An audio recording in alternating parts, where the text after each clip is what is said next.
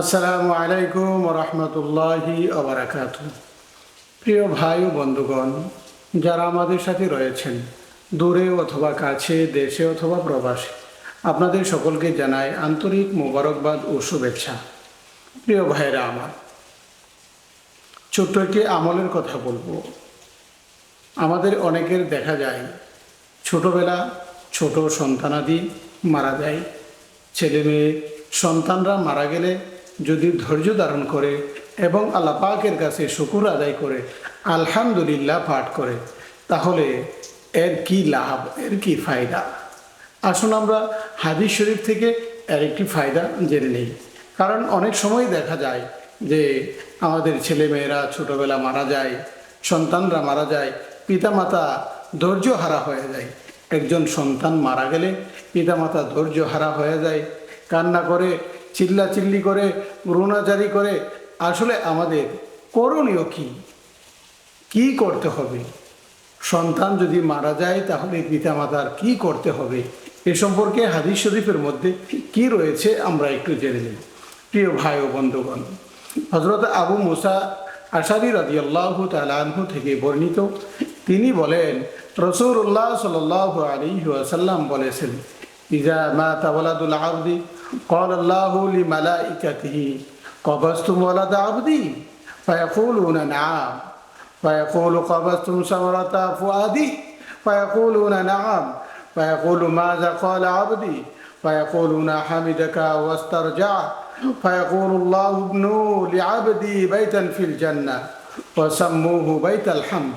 প্রিয় ভাই ও বন্ধুগণ, রাসূলুল্লাহ সাল্লাল্লাহু আলাইহি ওয়াসাল্লাম কত সুন্দর একটি হাদিসের মাধ্যমে আমাদের করণীয় জানিয়ে দিয়েছেন।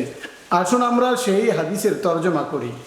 প্রিয় ভাই ও বন্ধুগণ, রাসূলুল্লাহ সাল্লাল্লাহু আলাইহি ওয়াসাল্লাম বলেন, কারো সন্তান মারা গেলে আল্লাহ তাবারক তাআলা ফেরেশতাদেরকে ডেকে বলেন, হে আমার ফেরেশতারা, তোমরা আমার বান্দার সন্তানকে নিয়ে এসেছো? জবাবে ফেরেশতাগণ বলেন, জি।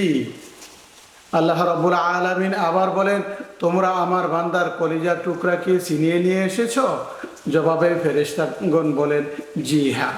প্রিয় ভাই ও বন্ধুগণ, আল্লাহ তাআলা আবার ফেরেশতাদেরকে ডেকে বলেন, হে আমার ফেরেশতারা, আমার বান্দা কি বলেছে? তখন ফেরেশতাগণ বলেন, আল্লাহ তাবারক তাআলা আপনার বান্দা আপনার প্রশংসা করেছে এবং ইন্না লিল্লাহ পড়েছে। আল্লাহ রাব্বুল আলামিন ডেকে বলেন, হে আমার ফেরেশতারা, তোমরা জান্নাতের মধ্যে আমার বান্দার জন্য একটা ঘর বানাও। সুবহানাল্লাহ। এবং আল্লাহ তাআলা ডেকে বলেন, ওই ঘরটার নামকরণ করো বাইতুল হামদ। আমার বান্দা তার সন্তান মারা যাওয়ার পর আমার প্রশংসা করেছে, তাই আমি তার জন্য জান্নাতের মধ্যে একটি ঘর বানিয়ে দিলাম, আর সেই ঘরটির নামকরণ করে দিলাম বাইতুল হামদ, প্রশংসার ঘর। প্রিয় ভাই ও বন্ধুগণ, অনেকেরই সন্তান মারা যায়। সন্তান মারা যাওয়ার পরে দেখা যায় ধৈর্য হারা হয়ে যায়, কান্না করতে করতে, বিলাপ করতে করতে একদম ধৈর্য হারা হয়ে যায়। প্রিয় ভাই ও বন্ধুগণ, সন্তান মারা গেলে এরকম করতে নেই। আসুন আমরা ধৈর্য ধারণ করি।